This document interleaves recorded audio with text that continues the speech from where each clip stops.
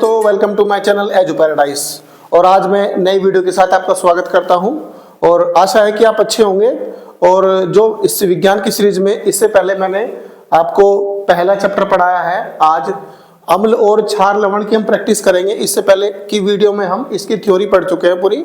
और अगर आपको थ्योरी पढ़नी है तो आप हमारे चैनल पे जाके विज्ञान की सीरीज में आप थ्योरी पढ़ सकते हैं, पार्ट चैप्टर सेकंड की। तो आज हम प्रैक्टिस करेंगे क्वेश्चन नंबर 1 से, और कम से कम हम 20 क्वेश्चन लगभग इस वीडियो के अंदर करेंगे। फर्स्ट देखते हैं क्या कह रहा है।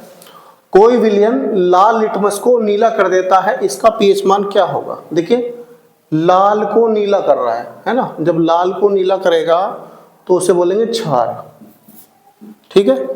और नीले को लाल करेगा तो उसको बोलते हैं अम्ल, ठीक है। क्वेश्चन नंबर 2, क्षारीय विलयन में फिनोल्फ्थलीन सूचक रंग होता है। देखिए, थ्योरेटिकल वीडियो में मैंने थ्योरी वाली वीडियो में पूरा फिनोल्फ्थलीन के बारे में और मिथाइल ऑरेंज के बारे में समझा रखा है। सिर्फ यहाँ हम प्रैक्टिस क्वेश्चन कर रहे हैं, तो इसका आंसर देंगे ध्यान से। तो क्षारीय विलयन में फिनोल्फ्थलीन सूचक का रंग कैसा होता है, तो इसका रंग होगा लाल, रेड कलर होता है फिनोल्फ्थलीन में अगर क्षार मिलाएंगे तो। क्वेश्चन नंबर 3 देखते हैं। परबल अम्ल क्या होते हैं, जिनमें अम्ल की मात्रा ज्यादा होती है, उनको परबल अम्ल बोलते हैं।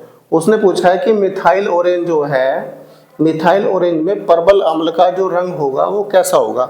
तो मिथाइल ऑरेंज में परबल अम्ल का रंग होता है लाल, तो इसका आंसर लाल हो जाएगा। क्वेश्चन नंबर 4, शुद्ध जल का पीएच मान होगा। देखिए, मैंने आपको बताया पीएच वैल्यू 0 से लेकर 14 तक होती है। 7 तक तो अम्ल हो जाएगा और 7 के बाद क्षार हो जाएगा। और जो 7 होता है 7, उसको बोलते हैं उदासीन, उदासीन बोलते हैं उसको। तो उदासीन जो होता है जिसका पीएच मान 7 होता, उसको बोलते हैं शुद्ध जल। तो आपसे पूछेगा शुद्ध जल का पीएच मान, तो आप बताएंगे 7। उसके बाद देखते हैं सल्फ्यूरिक अम्ल में अम्लीय हाइड्रोजन परमाणुओं की संख्या क्या होती है। देखिए, सल्फ्यूरिक अम्ल क्या होता है पहले देखिए, ये होता है H2SO4। देखिए यहाँ पर H2 है, तो इसका मतलब H के हाइड्रोजन के 2 परमाणु है।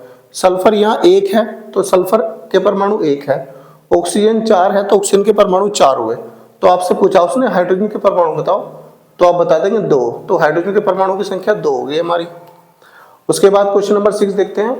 अम्ल और क्षार की परस्पर अभिक्रिया को क्या कहते हैं। देखो, जब अम्ल और क्षार मिलते हैं, जैसे एग्जांपल देता हूं आपको मैं, कभी कभी पेट के अंदर एसिडिटी बन जाती है, तो एसिडिटी बनने के लिए हमें क्षार खाना पड़ता है। मतलब एसिड बना तो एसिड को खत्म करने के लिए हमें क्षार चाहिए, तो हम क्षार की गोली लेते हैं। वो मैग्नीशियम हाइड्रोक्साइड की गोली आती है जो मेडिकल शॉप से मिल जाती है। तो क्षार की गोली खाने से एसिड की मात्रा खत्म हो जाती है, मतलब एसिड और बेस मिलकर उसको न्यूट्रल बना देते हैं।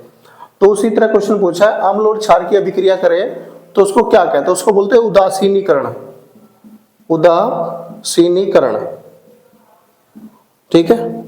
अगला क्वेश्चन देखिए, जल को जीवाणु रहित बनाने के लिए क्या उपयोग करते हैं।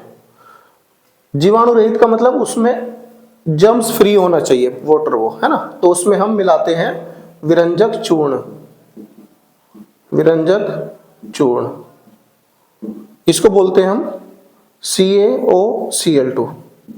दूसरा नाम है इसका कैल्शियम ऑक्सीक्लोराइड।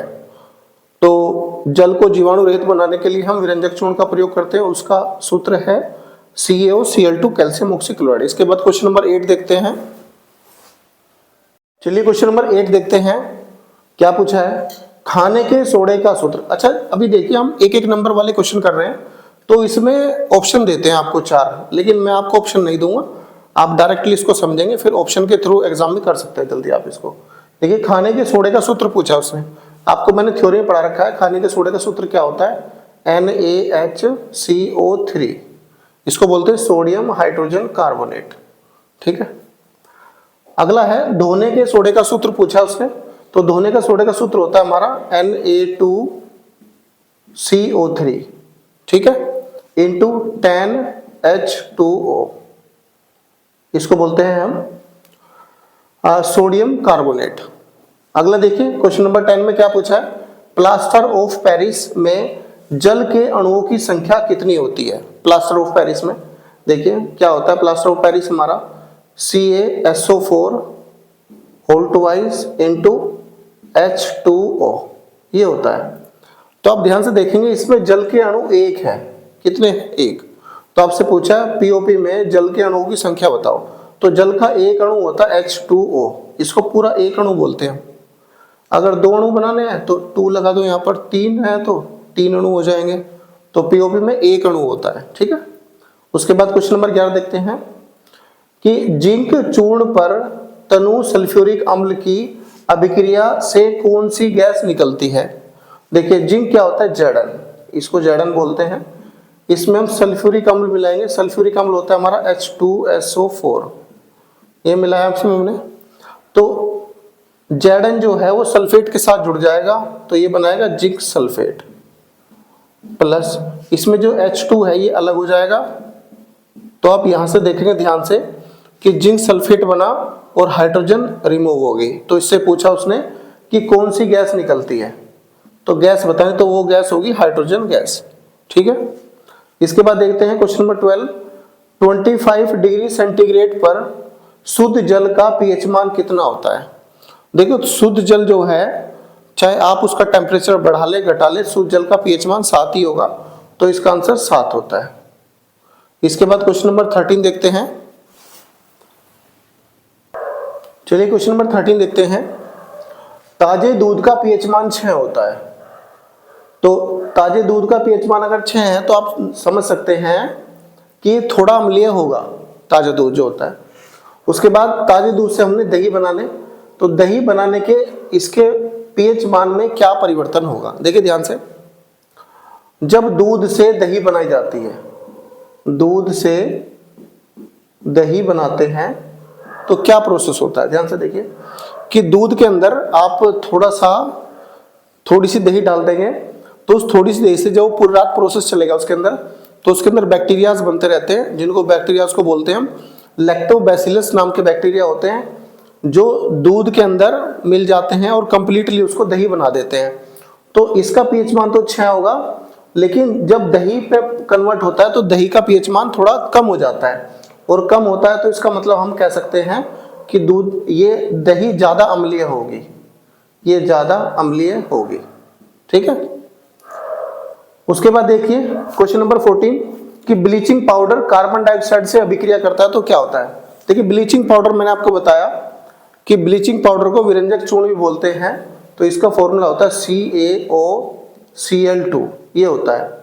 इसमें हम मिलाएंगे कार्बन डाइऑक्साइड, मतलब CO2 मिलाएंगे इसमें हम, तो क्या निकलेगा? देखिए ध्यान से, ये बनेगा हमारा Ca, देखो कैल्शियम, और ये O यहां पर है और O2 यहां पर है ना, तो Ca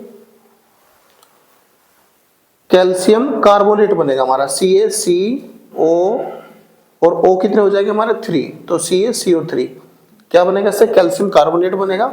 और ध्यान से देखिए जो क्लोरीन बचा, ये क्लोरीन गैस रिमूव हो जाएगी, Cl2 अलग हो जाएगा। इसका मतलब अगर आपसे पूछेगा कि ब्लीचिंग पाउडर में जब कार्बन डाइऑक्साइड मिक्स करते हैं तो उससे कौन सी गैस निकलती है, तो आप बताएं क्लोरीन गैस निकलती है उससे।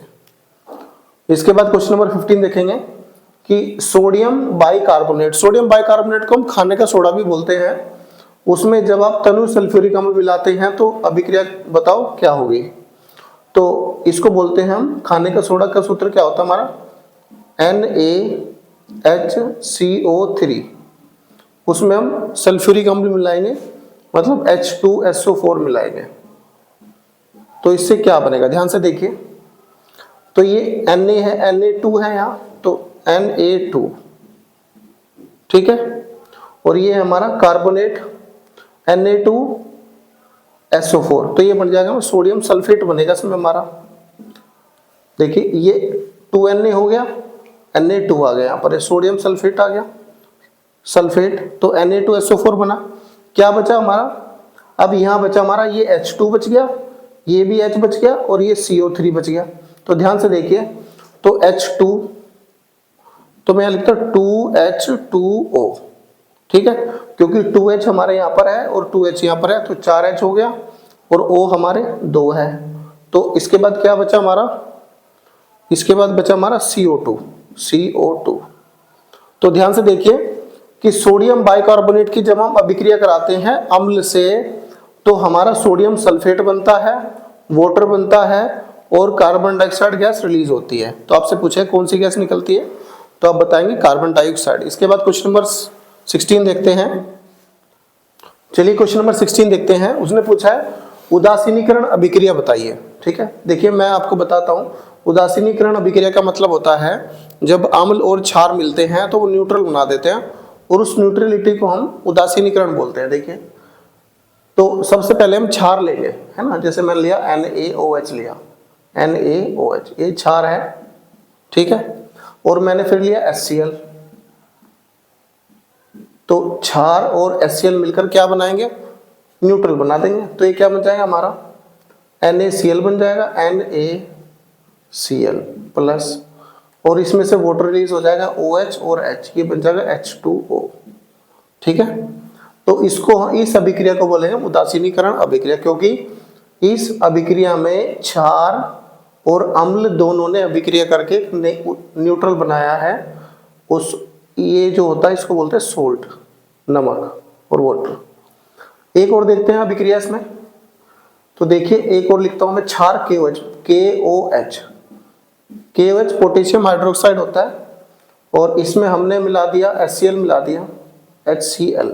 ठीक है, तो क्या करेगा, ये जो पोटेशियम है वो Cl से अभिक्रिया कर लेगा, तो ये बनाएगा KCl, पोटेशियम क्लोराइड, और जो वाटर है वो अलग हो जाएगा हमारा H2O। तो इन दोनों अभिक्रिया को बोलेंगे हम उदासीनीकरण अभिक्रिया। इसके बाद देखते हैं कि क्वेश्चन नंबर 17 में ये है NaCl, नमक है, अमोनिया, पानी और कार्बन डाइऑक्साइड। आपको मैंने बताया था कि खाने को, सोडे को बनाने के लिए हमें 4 चीज़ों की जरूरत पड़ती है, जिसमें नमक, अमोनिया, पानी और कार्बन डाइऑक्साइड होना जरूरी है। तो इससे बनता है हमारा खाने का सोडा। खाने के सोडे का सूत्र मैंने आपको बताया NaHCO3, सोडियम हाइड्रोजन कार्बोनेट बोलते हैं उसको, प्लस इसके अंदर एक और चीज बनती है, लिखेंगे NH4Cl। ठीक है, मैथेन क्लोराइड बनता है इसमें। इसके बाद देखिए कैल्शियम हाइड्रोक्साइड की आप जब क्लोरीन के साथ अभिक्रिया कराते हैं तो इसमें बनेगा हमारा विरंजक चूर्ण, तो ये बनेगा CaOCl2। ठीक है, CaOCl2 और H2O अलग हो जाएगा, पानी। क्वेश्चन नंबर 18 देखते हैं। NaCl में जब वाटर मिलाएंगे तो क्या बनेगा, देखिए ध्यान से। NaCl में वाटर मिलाने से हमारा क्षार बनता है, तो ये बनेगा हमारा 2NaOH, क्षार बना, और इसमें क्लोरीन गैस अलग से निकलेगी Cl2 प्लस, इसमें एक चीज और निकलती है हाइड्रोजन गैस H2। तो इस तरह हम इसको, नमक और पानी को मिला के हम क्या बना सकते हैं, क्षार बना सकते हैं, जिसके अंदर से क्लोरीन गैस रिमूव होती है और हाइड्रोजन गैस रिमूव होती है। चलिए देखते हैं इसमें क्या हमने आज पढ़ा। अम्ल और क्षार और लवण के बारे में प्रैक्टिस क्वेश्चन करे हमने। इससे पहले की वीडियो में हम कर चुके हैं, थ्योरी पार्ट कर चुके हैं कंप्लीट, और यही चैप्टर यहाँ तक कंप्लीट होता है पूरा। इसकी प्रैक्टिस इतनी है, इससे ज़्यादा इसमें क्वेश्चन पूछे जाने वाले नहीं है। तो अगर आपको वीडियो अच्छी लगी तो लाइक करें, सब्सक्राइब करें